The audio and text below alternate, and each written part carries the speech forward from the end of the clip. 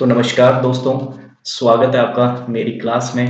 और आज की क्लास में हम डिस्कस करने वाले हैं बहुत इंपॉर्टेंट टॉपिक बिकॉज़ यहीं पे बहुत सारे लोग मार खाते हैं क्योंकि उन्हें ये नहीं पता होता कि एग्ज़ैक्टली उनको कौन-सा कोर्स करना है। और एक कोर्स ही डिसाइड करता है कि इन फ्यूचर हम क्या कर पाएँगे, क्योंकि हमारे पास बहुत लिमिटेड सा बजट होता है, बहुत ज़्यादा अमीर घर के हम लोग होते नहीं हैं। और अगर यहाँ पर भी हम अगर किसी ऐसे कोर्स पे ऐसा पैसा स्पेंड कर दें, पैसा बर्बाद कर दें कहूँगा मैं, क्योंकि बहुत सारे कोर्सेज़ ऐसे हैं इंडिया में जो कि सिर्फ मनी मेकिंग के लिए हैं, पैसा बनाने के लिए हैं, बिज़नेस हैं। तो हमें ये बहुत जानना बहुत ज़रूरी है कि हम कौन-सा जो कोर्स लेने वाले हैं, उसका रेलेवेंस क्या है, उसकी इम्पोर्टेंस क्या है और क्या आपकी लाइफ में वो मदद करेगा भी कि नहीं करेगा। चाहे वो फाइनेंशियली, चाहे वो आपके थ्योरेटिकल या प्रैक्टिकल नॉलेज के एनहांसमेंट की अगर आप पर्सपेक्टिव से बात करते हैं, या आप कैसे आगे अपना जो जो सेटअप है लाइफ में, आप क्या करना चाहते हैं, चाहे वो एम्प्लॉयबिलिटी के नाम पे हो या किस फील्ड में आप जाना चाहते हैं, तो उसके लिए बहुत इंपॉर्टेंट है कोर्स सिलेक्शन, और वो आपके इंटरेस्ट के हिसाब से होना चाहिए। तो आज हम बात करने वाले हैं कोर्सेज ऑफर इन इंडिया जो कि रिलेटेड है फिटनेस इन कोचिंग से। टेक्निकली आज हम कोचिंग पार्ट को डिस्कस करने वाले हैं। आगे आने वाली क्लासेस में मैं आगे आने वाली वीडियोस में मैं शायद दूसरे कोर्सेज के बारे में भी बताऊंगा ज़रूर से। तो आज हम बात करने वाले हैं इंडिया में एक बहुत ज़बरदस्त, बहुत अच्छा एक यूनिवर्सिटी है जो कि 2018 में एस्टैब्लिश हुई, जिसको हम मणिपुर यूनिवर्सिटी के नाम से भी जानते हैं। तो अपने आप में ही एक ऐसी सेंट्रल यूनिवर्सिटी है जो कि ऑपरेट होती है डायरेक्टली हमारे इंडियन गवर्नमेंट से, और इसमें स्पोर्ट्स कोचिंग से रिलेटेड बहुत सारे कोर्सेज हैं जिनके बारे में हमें पता होना चाहिए, ताकि हमें अगर इससे रिलेटेड इंटरेस्ट है तो हम इस कोचिंग कोर्सेज को एनरोल कर पाएँ और अपना जीवन सफल कर पाएँ और एक्सेल कर पाएँ, सिंपल भाषा में अगर बात करें। ठीक है, तो शुरू करते हैं बिना किसी टाइम को वेस्ट किए हुए। प्राइम मिनिस्टर मोदी ने 2018 में 16 मार्च 2018 में ये कोर्स को या ये यूनिवर्सिटी को स्टैब्लिश किया, जिसके अंदर बहुत सारे कोर्सेज हैं। स्पेसिफिकली अगर मैं बात करूं तो एक तो bachelor of physical education and sports, जिसे हम बीपीईएस भी कहते हैं, और उसके साथ साथ BSc, MSc and MA in psychology, sports psychology basically, वो भी हमारे यहाँ पे अवेलेबल है इस वाली यूनिवर्सिटी के अंदर। चलिए आगे बढ़ते हैं। इतना ही, ये तो बेसिक डिस्कशन हो गया। मेन है हमारा काम कि हम हमारे लिए जो इम्पोर्टेंट है वो बात तो ये है कि इसकी एलिजिबिलिटी क्राइटेरिया क्या है, कैसे हम इसको कर सकते हैं और इससे क्या क्या चीजें फायदे आगे होंगे। तो सबसे पहले हमारे पास एक यूजी कोर्स है, यानी अंडर ग्रेजुएट कोर्स है, और जिसके लिए एलिजिबिलिटी क्राइटेरिया क्या होगा वो भी डिस्कस करने वाले हैं। तो BSc sports coaching 4 year programme है स्पोर्ट्स कोचिंग में, जो कि मेनली फोकस करता है थेरेटिकल एंड प्रैक्टिकल एस्पेक्ट्स दोनों को कवर करता है बेसिकली। और इसके अंदर हम क्या क्या जानते हैं, sports technique, exercise physiology, teaching methods और भी बहुत सारी चीजें हैं। सो स्पोर्ट्स कोचिंग के लिए है बेसिकली, हमें स्पोर्ट्स कोच अगर बनना है तो उसके लिए है। अब इसके लिए काफी सारे डिसिप्लिन है, उसके भी बात करते हैं, कौन कौन से डिसिप्लिन है वो देखते हैं। सो हमारे पास आर्चरी है, एथलेटिक है, बॉक्सिंग है, फुटबॉल है, शूटिंग है, वेट लिफ्टिंग है एंड बैडमिंटन है। तो इन सारी डिसिप्लिन में हम ये कोर्स कर सकते हैं basically, BSc in sports coaching.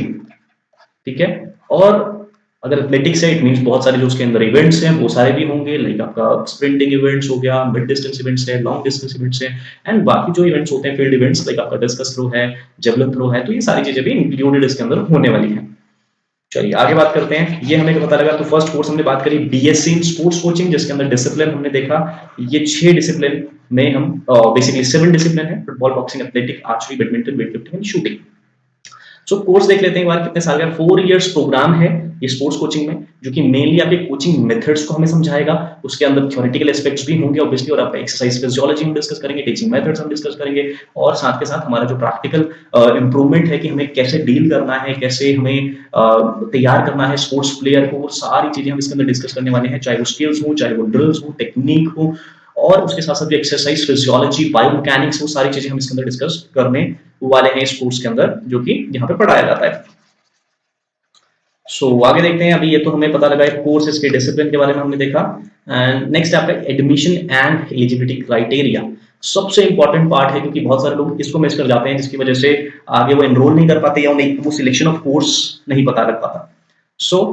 यहाँ पे अगर हम देखें तो कैंडिडेट का जो एडमिशन क्राइटेरिया है, वो पहले तो इन सब में एक प्रोफिशिएंसी टेस्ट होगा, यानी कि आपका जो भी डिसिप्लिन है, let's take an example of archery, like आप आर्चरी के हो तो आपका आर्चरी में ही टेस्ट होगा, प्रैक्टिकल टेस्ट, उसके आपको नंबर मिलने वाले हैं, एंड साइमल्टेनियसली आपका थ्योरेटिकल टेस्ट भी होने वाला है, थ्योरी टेस्ट, जिसके अंदर अल्टीमेटली आपको मार्क्स मिलेंगे। और साथ में अभी हम डिस्कस करेंगे बेसिकली, इसके साथ एक और चीज इंक्लूडेड है, आपको शायद स्पोर्ट्स के मार्क्स भी मिलने वाले हैं, तो वो भी हम देखेंगे अभी। ओके, एलिजिबिलिटी क्राइटेरिया सबसे इंपॉर्टेंट पार्ट है, वो देखते हैं। सो एसेंशियल क्या है, जो कि सबसे इंपॉर्टेंट है, मतलब इसके बिना आप ये डिग्री नहीं कर सकते हैं। डिजायरेबल क्राइटेरिया जो होता है, डिजायरेबल एलिजिबिलिटी क्राइटेरिया, उसका मतलब अगर वो होगा तो अच्छी बात है, अगर नहीं भी होगा तो भी कोई प्रॉब्लम नहीं है। एसेंशियल मतलब ये तो होना ही चाहिए, मैंडेटरी है, आवश्यक है, इसके बिना हम नहीं कर सकते हैं कोर्स।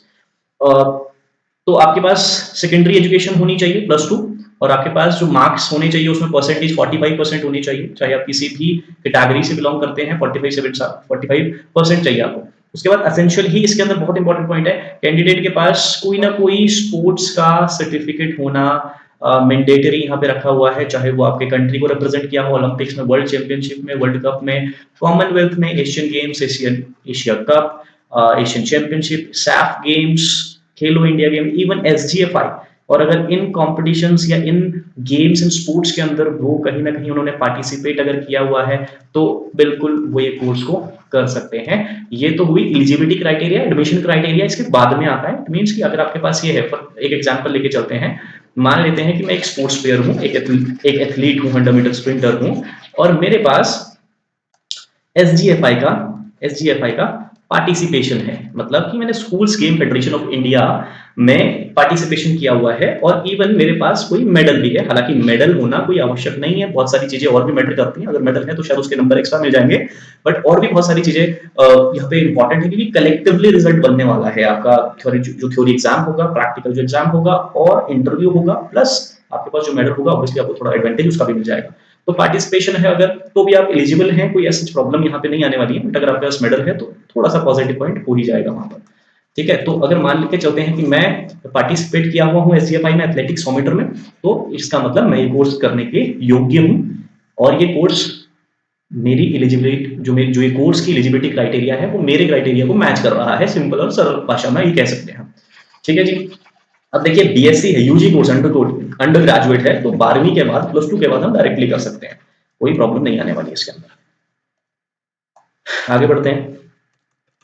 उसके बाद आता है हमारा एक और कोर्स, जो कि है यूजी कोर्स अगेन, और इसका नाम है BPES, bachelor of physical education sports. बहुत ही जबरदस्त कोर्स है, बट इसमें वो लोग ज्यादातर जाएंगे जिनका टीचिंग से रिलेटेड गोल है, तो टीच करना चाहते हैं। हालांकि इसमें इतनी एक्सपर्टीज हम गेन कर लेते हैं कि आप किसी इंडिविजुअल को कोचिंग भी प्रदान कर सकते हैं, कोचिंग प्रोवाइड कर सकते हैं बड़े अच्छे तरीके से। आप किसी भी जो रिस्पेक्टिव स्पोर्ट्स, बेसिकली हमारे 7 स्पोर्ट्स ही हैं यहाँ पर, ठीक है, एथलेटिक्स को मिला करके। तो अगर आप इसमें करना चाहें तो बिल्कुल ये कर सकते हैं, और ये भी हमारा 4 साल का होने वाला है कोर्स।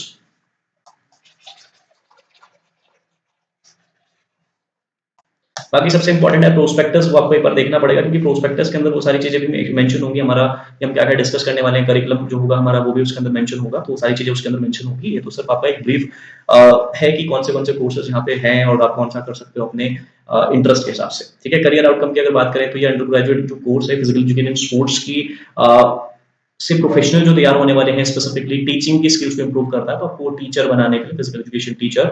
और साथ के साथ अगर हम ये कोर्स किया हुआ है तो हम हेल्थ फिटनेस क्लब में, एडमिनिस्ट्रेशन में, हॉस्पिटैलिटी इंडस्ट्री, एजुकेशन इंस्टीट्यूशंस में बिल्कुल काम कर सकते हैं। इवन कि हमारे जो स्पोर्ट्स ऑफिसर्स होते हैं वो भी इसी रैंक पे आते हैं, क्योंकि अगर आपने बैचलर्स इन पीपीईएस करा हुआ है, या फिर आपने पीपीई डी किया हुआ है, पीपीएड बोलते हैं जिसको हम, ये टीचिंग कोर्सेज हैं। अगर आपने ये किया हुआ है तो आप एलिजिबल होते हो बहुत सारी चीजों के लिए। उन बहुत सारी चीजों में एक तो आपका पीई टीचर तो आता ही आता है, फिजिकल एजुकेशन टीचर, उसके अलावा आता है आपका इंस्ट्रक्टर, उसके अलावा आप बहुत सारी और जगहों पे इवन स्पोर्ट्स ऑफिसर्स जो होते हैं उसके लिए भी जो अपॉइंटमेंट होती है वो इसी बेसिस पे होती है। मीन्स उसके लिए भी एलिजिबिलिटी क्राइटेरिया जो होता है वो यही होता है। ठीक है जी, चलिए आगे बढ़ते हैं और देखते हैं नेक्स्ट हमारा इसके अंदर क्या क्या क्राइटेरिया होने वाला है एलिजिबिलिटी का। चलिए, ये है मेन एलिजिबिलिटी क्राइटेरिया जो हमें ध्यान रखना है। सो इसके अंदर क्या होगा, एक तो हमारा रिटन टेस्ट होने वाला है, जिसमें कि क्या क्या आएगा हमें वो देख लो। जनरल अवेयरनेस, स्पोर्ट्स साइंसेस के बारे में, स्पेशलाइज्ड स्पोर्ट्स, मतलब जो भी आप स्पोर्ट्स ऑप्ट करने वाले हो स्पेशलाइज्ड उसके बारे में। फॉर एग्जांपल आपका एथलेटिक्स है तो उसके बारे में हो जाएगा ये, और इन सब का कलेक्टिव 50 मार्क्स का आपका टेस्ट होने वाला है। ठीक है, उसके बाद आपका स्किल एंड परफॉर्मेंस टेस्ट होगा, जो भी आपकी गेम एंड स्पोर्ट है उसका स्किल का टेस्ट होगा। फॉर एग्जांपल आपकी एथलेटिक्स है तो एथलेटिक्स का आपका प्रोफिशिएंसी टेस्ट होगा, स्किल वाला टेस्ट आप करके देखेंगे, और उसका आपको नंबर मिलेंगे 20 में से होंगे। और स्पोर्ट्स अचीवमेंट के भी 20 मार्क्स है। ठीक है ना, जैसे मान लो आपके पास गोल्ड मेडल है तो आपको 20 मार्क्स स्पोर्ट्स के मिल जाएंगे, और 10 मार्क्स का इंटरव्यू है। तो इन सब का फिर कलेक्टिव जो रिजल्ट निकलेगा वो 100 नंबर का होगा, और जितने मार्क्स होंगे फिर उस हिसाब से मेरिट बनेगी, और मेरिट में जो आता है वो एलिजिबल हो जाएगा इस कोर्स के लिए। नेक्स्ट आता है PG course, post graduate course. अब इसमें हमारे पास बहुत सारे ऑप्शंस तो हैं ही। एमएससी इन स्पोर्ट्स कोचिंग, जो कि अभी हमने डिस्कस किया था, बीएससी इन स्पोर्ट्स कोचिंग का ही एक्सटेंशन है, उसी के आगे वाला जो कोर्स है वो हो जाएगा। और सारे के सारे वही गेम्स हैं यहाँ पे जिसमें आप आगे बढ़ सकते हैं। आर्चरी है, एथलेटिक्स है, वेट लिफ्टिंग है, वो सारे स्पोर्ट्स ही हैं, उसमें आप एमएससी कर सकते हो, है ना। पोस्ट ग्रेजुएट कोर्स है सेम। ये कोर्स हमें एक नया दिख रहा है, MA in sports psychology, MPES, again BPES का एक्सटेंशन है, मेनली टीचिंग कोर्स। एंड एक और कोर्स हमें दिख रहा है MSc applied sports nutrition, again post graduate course है एमएससी का। तो स्पोर्ट्स न्यूट्रिशन का कोर्स है, तो मेरे हिसाब से जो इसकी एलिजिबिलिटी क्राइटेरिया होनी चाहिए वो न्यूट्रिशन तो होगा ही होगा। अगर आपने न्यूट्रिशन किया हुआ है बैचलर्स में तो आप एलिजिबल हो जाओगे, अगर बीपीएड किया हुआ है तो भी एलिजिबल हो जाओगे, क्योंकि वहां पे हम न्यूट्रिशन को पढ़ते हैं, ठीक है। तो ये सारे कोर्सेज यहाँ पे रहेंगे, एक बार इनका भी एलिजिबिलिटी क्राइटेरिया हम देख लेते हैं जल्दी से। So MA in sports psychology overview अगर हम देखें, 2 ईयर का पोस्ट ग्रेजुएट कोर्स है। क्या हमें बनाता है, ये किस चीज में हमें इंप्रूव करता है? सबसे इंपॉर्टेंट है साइकोलॉजी है क्या? साइकोलॉजी है स्टडी ऑफ ह्यूमन बिहेवियर, है ना। हालांकि इसमें बहुत सारी डिफरेंसेस आए, अगर हम थोड़ा हिस्ट्री में चलें तो डिफरेंसेस आए, पहले माइंड की स्टडी को कहा जाता था, फिर बिहेवियर की स्टडी को भी माना गया है। तो इसमें चलता रहता है ऐसा, अभी के लिए स्टडी ऑफ ह्यूमन बिहेवियर को ही हम साइकोलॉजी मानते हैं। और अगर हम स्पोर्ट्स साइकोलॉजी की बात कर रहे हैं तो स्पोर्ट्स के फील्ड में साइकोलॉजी का इंपॉर्टेंस, और उसकी इंपॉर्टेंस के साथ साथ उसके फायदे क्या होने वाले हैं, कि कहाँ पे किन कौन कौन से एरियाज में वो मदद करने वाला है, वो सारी चीजें हम यहाँ पे पढ़ेंगे। और एक स्पोर्ट्स साइकोलॉजिस्ट हम इससे बन पाएंगे, जो ताकि हम टीम के साथ एसोसिएट होकर के साथ मिलकर के काम कर सके, और उनकी जो परफॉर्मेंस है वो तो ऑब्वियसली बढ़ेगी बढ़ेगी, और साथ में हमारी जो टीम का रिस्पॉन्स है या इंडिविजुअल का रिस्पॉन्स है स्पोर्ट्स के प्रति वो अच्छा आएगा। तो कलेक्टिवली स्पोर्ट्स परफॉर्मेंस को बढ़ाने के लिए स्पोर्ट्स साइकोलॉजी है, अगर हम इन शॉर्ट बात करें। एलिजिबिलिटी क्राइटेरिया की बात करते हैं, तो हमारे पास बैचलर डिग्री होनी चाहिए, या तो साइकोलॉजी में, या तो फिजिकल एजुकेशन हमने किया हो, बीपीईएड किया हो, या बीपीईएस भी किया हुआ तो भी चल जाएगा, क्योंकि उसमें भी एज अ साइकोलॉजी हम पढ़ने वाले हैं बीपीईएस में, ठीक है। एंड साइकोलॉजी जो है वो मेन सब्जेक्ट यहाँ पे होने वाला है। मार्क्स आपके मिनिमम होने चाहिए प्रीसीडिंग कोर्स के अंदर, यानी यूजी कोर्स के अंदर। और अगर पार्टिसिपेशन है स्पोर्ट्स, स्टेट, डिस्ट्रिक्ट, कोई भी पार्टिसिपेशन अगर आपके पास है तो आप एलिजिबल हो किसी भी स्पोर्ट्स अगर है तो, ठीक है। सो आज का जो कंक्लूजन है वो देखते हैं कोर्सेज के रिगार्डिंग। सबसे पहली बात कि अगर आपका इंटरेस्ट है और अगर आप एलिजिबल हो, आपके पास ऐसे स्पोर्ट्स सर्टिफिकेशन है, तो बिल्कुल से ये कोर्स आपके लिए है। बहुत अच्छे कोर्सेज हैं, बिल्कुल आप इनको कर सकते हो, इधर उधर जाने की जरूरत नहीं है। आपको इनकी वेबसाइट पे जाना है, इनका प्रोस्पेक्टस डाउनलोड करना है, क्योंकि कुछ चीजें असल में हमें वहीं पता लगती हैं। इवन जो चेंजेस होते हैं कोर्स के अंदर, हो सकता है करिकुलम में थोड़ा डिफरेंस आया, या फिर जो हमारा फीस है उसमें डिफरेंस आया, तो जितने भी डिफरेंसेस यहाँ पे होते हैं वो प्रोस्पेक्टस के अंदर हमें मिलते हैं। तो मेन वेबसाइट पे जाना है, और अगर कोई भी तरह की प्रॉब्लम आती है तो वहीं से हम उसको सॉर्ट आउट कर सकते हैं, वहीं पे वो सारी चीजें मेंशन होगी कोर्स के रिगार्डिंग, और कितनी फी है उसके रिगार्डिंग भी आपको वहीं पे पता लग पाएगा असल में। और दूसरी बात यहाँ पे आई कि हम इन कोर्सेज को करने से, क्योंकि कई कई लोगों को यहाँ पे ये भी लगता है कि अगर हमें इंटरेस्ट है प्लेइंग में, खेलने में, तो क्या ये कोर्स कर सकते हैं सीखने के लिए? नहीं, ऐसा नहीं है। आप कोचिंग के लिए, आप अगर एक स्पेशलाइज्ड कोच बनना चाहते हो तो उनके लिए मेनली कोर्सेज है ये। और आपके एलिजिबिलिटी क्राइटेरिया को अगर आप ट्रैक करते हो तो बिल्कुल आप ये कोर्स कर सकते हो। बिल्कुल आप इनकी वेबसाइट पे जा करके आप देख सकते हो, जो भी करंट डेटा है उसको आप देख करके, और इनके प्रोस्पेक्टस को डाउनलोड करके आप वहाँ पे अप्लाई कर सकते हो नेक्स्ट ईयर के लिए, और अभी भी आप इनको देख सकते हो। थैंक यू सो मच, मिलते हैं आपको अगले सेशन में, तब तक के लिए बाय, टेक केयर और खुश रहें। चैनल को सब्सक्राइब जरूर कर दें अगर आपको ऐसे ही बहुत ज़बरदस्त इन्फॉर्मेशन चाहिए। अभी ऐसे ही बहुत सारी वीडियोस आने वाली हैं जिस पे मैं रेगुलरली अपडेट दूंगा आपको, और हम बहुत ज़बरदस्त कोर्सेज के बारे में तो डिस्कस करेंगे, और साथ में मैं क्लासेस भी यूट्यूब पे शुरू करने वाला हूँ, जिसके रिगार्डिंग मैं आपको टाइमिंग भी मेंशन करूंगा, और सारी की सारी जो इन्फॉर्मेशन है वो टेलीग्राम ग्रुप में मैं आपको प्रोवाइड करूंगा।